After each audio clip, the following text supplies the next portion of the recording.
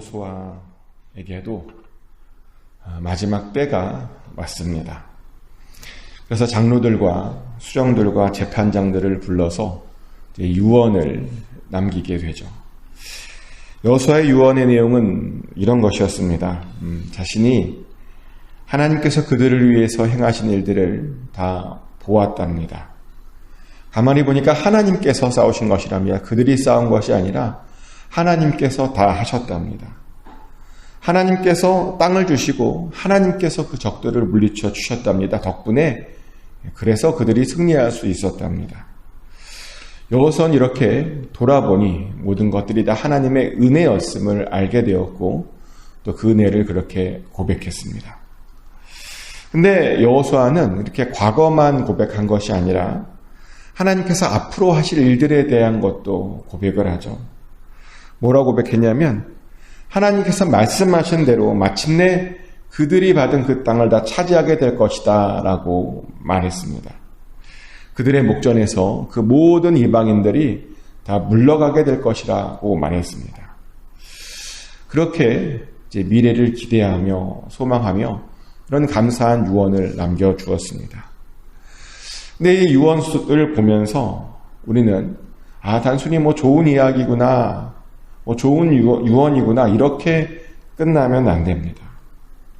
우리는 이 유언 속에서 여호수아의 믿음을 볼 수 있어야 합니다. 여호수아가 얼마나 많이 하나님을 사랑했고 얼마나 많이 하나님을 의지했고 또 앞으로 행하실 그 하나님을 어떻게 기대했는지 우리는 그 이야기를 볼 수 있어야 합니다. 제가 왜 이런 이야기를 하냐면 사실 사람들을 이렇게 보면 죽는 순간까지도 하나님께서 자기에게 베풀어 주신 그 은혜를 잘 모르며 죽는 사람들이 많기 때문입니다. 특별히 높은 자리에 있었던지 아니면 세상적으로 좀 잘 나갔던 사람들이 다 자기가 한 줄 알아요.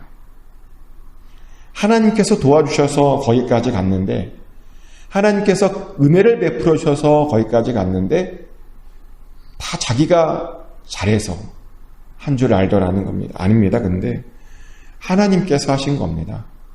하나님께서 이끌어 주시고 하나님께서 주신 것입니다. 그럼 우리는 어떻게 해야 그런 고백을 끝까지 할 수 있을까요? 어떻게 우리도 죽는 순간에 하나님께서 다 하셨습니다 라고 하는 고백을 우리도 또한 할 수 있을까요? 어떻게 해야 할 수 있냐면 초심을 잘 유지하면 됩니다. 초심을 끝까지 가지고 있으면 우리도 그런 고백을 할 수 있다는 겁니다. 어떻게 여러분에게는 초심이 있으십니까? 처음 예수 믿기로 하고 교회를 나왔던 때 아니면 처음 하나님께 큰 성령의 은혜를 체험하고 하나님을 더욱 따르기로 결정했을 때 다 있잖아요. 그때 그 마음, 그 생각들을 여러분 잘 가지고 계시냐는 겁니다. 우리는요, 항상 그 마음을 가지고 있어야 됩니다. 특별히 일이 잘 풀릴 때일수록 그 마음을 잘 가지고 있어야 됩니다. 성공할수록 그 마음을 잘 가지고 있어야 됩니다. 그렇지 않으면 하나님께 은혜를 받고도 하나님께 그 은혜를 고백하지 못할 수 있다는 겁니다. 그래서 저도요, 그 초심을 잊지 않으려고 굉장히 애를 씁니다. 저희 집안은 원래 불교 집안이었습니다. 얼마나 저희 아버님이 불교에 열심히 했냐면 아버지가 회사를 경영하셨을 때 스님을 일주일에 한 번씩 불러다가 회사에서 법회를 열 정도로 아버님이 그렇게 불교에 열심히셨습니다. 근데 그러다 보니 하나님께서 회사를 가만두시지 않으시죠. 하나님께서 제일 싫어하는 것이 우상숭배인데 그것을 그냥 가만둘 리가 없죠. 게다가 저희 아버지를 위해서 주변에서 기도하시는 분들이 많았거든요. 주변에 기도하는 사람들이 있는데 우상을 섬기는 사람이 가만히 그냥 있을 리가 없습니다. 그래서 저희 아버지는요, 그 기도하시는 분들 덕분에 제대로 망했습니다. 완전히 망했고요. 그 당시에 굉장히 큰 회사를 경영하고 계셨는데 아주 제대로 망해서 아무것도 건지지 못하고 아주 조그만 집으로 다 망해서 월세 집으로 이사를 가야 했습니다. 개인적으로는 굉장히 큰 충격을 받았습니다. 상상해 보세요. 굉장히 정원이 딸린 백야드가 있는 굉장히 큰 집에서, 방도 10개가 넘는 집에서 살다가 한 방 하나만 있는 그런 집에서 살아야 된다. 그런 경험을 하고 나니까 인생이 허무하고 왜 살아야 되지라고 하는 그런 질문이 저절로 나오더라고요. 그렇게 되게 마음으로 힘들어하고 있는데 어느 날부터 동생이 교회를 나가는 거예요. 근데 교회를 갔더니 성경을 받아오더라고요. 그래서 성경책 한 권 없던 저희 집에요, 성경책이 생겼습니다.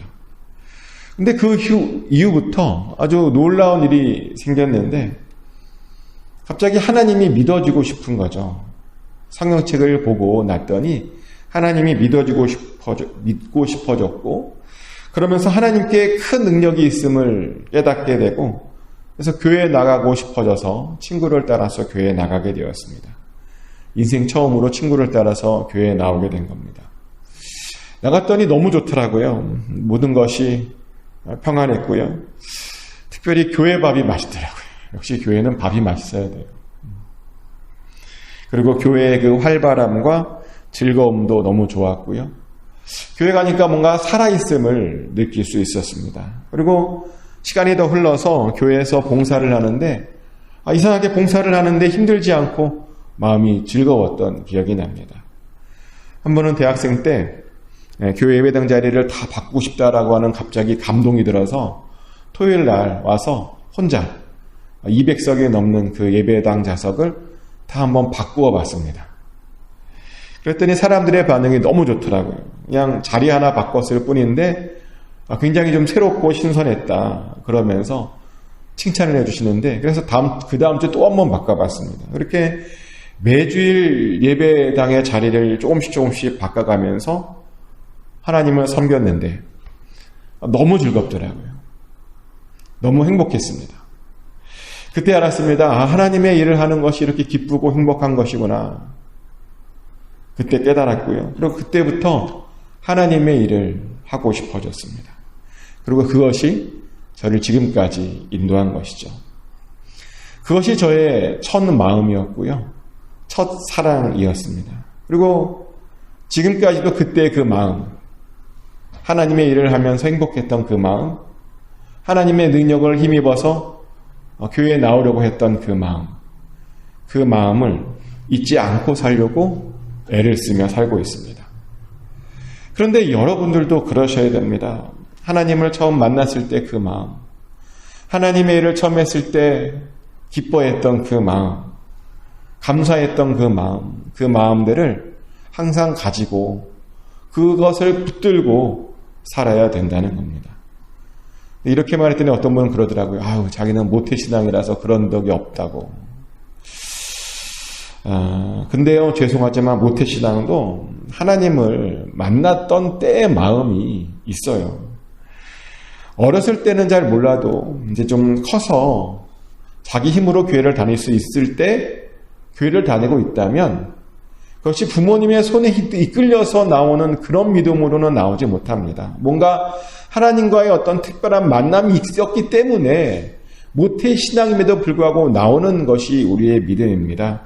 만약 그런 경험이 없고 그런 마음이 없었다면 우리는 하나님을 알지 못해서 결국은 떠났겠죠, 하나님을. 그러니 모태신앙도 다 있습니다. 근데 왜 모태신앙이니까 없다고 하는지 모르겠어요. 모태신앙이라서 없다라고 하는 분들은 제가 보기에 사실은 초심을 정말 완전히 잊어버린 겁니다. 초심을 잊어버리면 안 됩니다.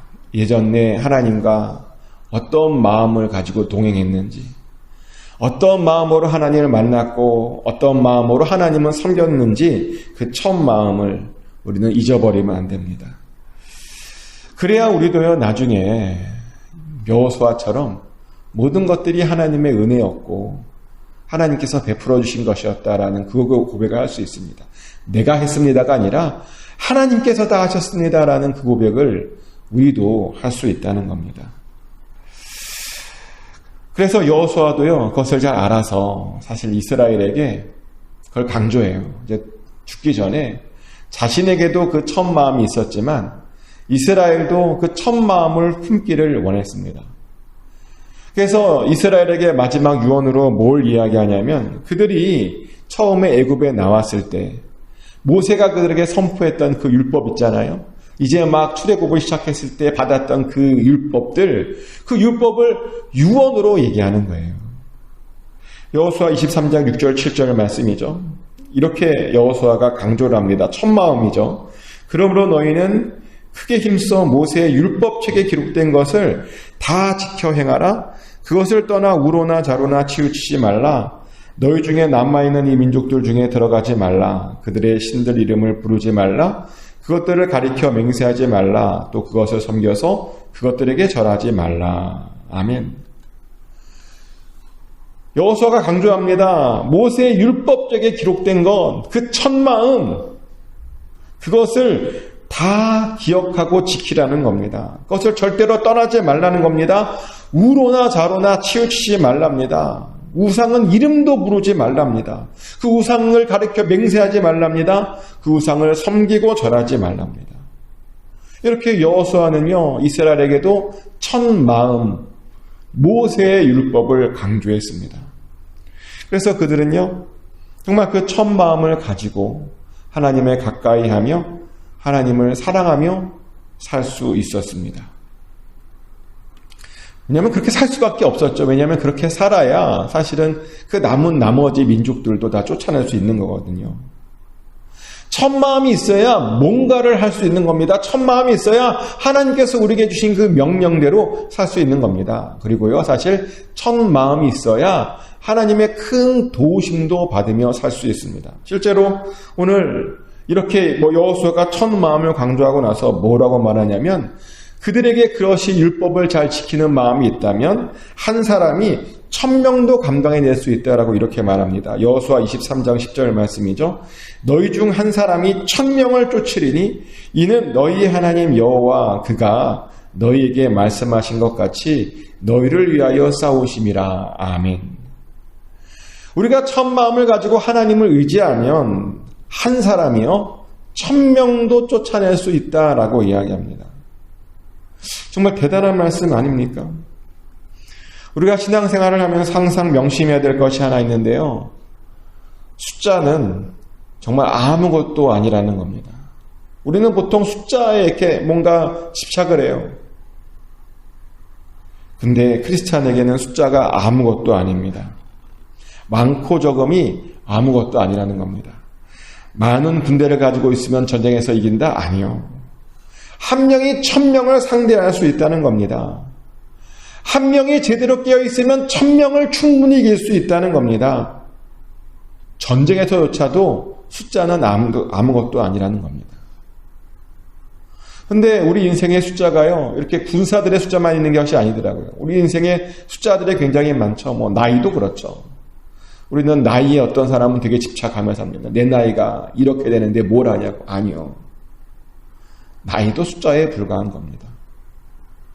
또요, 돈의 많고 적음, 돈도 보니까 숫자더라고요. 돈의 많고 적음도 하나님 나라에서는 별로 중요하지 않습니다. 실제로 돈은 별로 없는데 그 없는 돈으로 하나님 나라에서 큰 기둥으로 쓰임받은 사람도 있고요. 돈이 굉장히 많은데도 불구하고 하나님 나라에서 전혀 쓰임받지 못하는 사람도 있습니다. 이 땅에서의 돈은 많았지만 하나님 나라에서는 아무것도 가지지 않은 그런 사람들도 있더라는 겁니다. 그러면 안 됩니다. 우리는요, 천국에서 부유한 삶을 살아야 됩니다. 이왕이면 이 땅에서도 부유하면 좋겠죠. 근데 중요한 건 천국입니다. 하나님 나라에서 부유한 삶을 살아야 됩니다.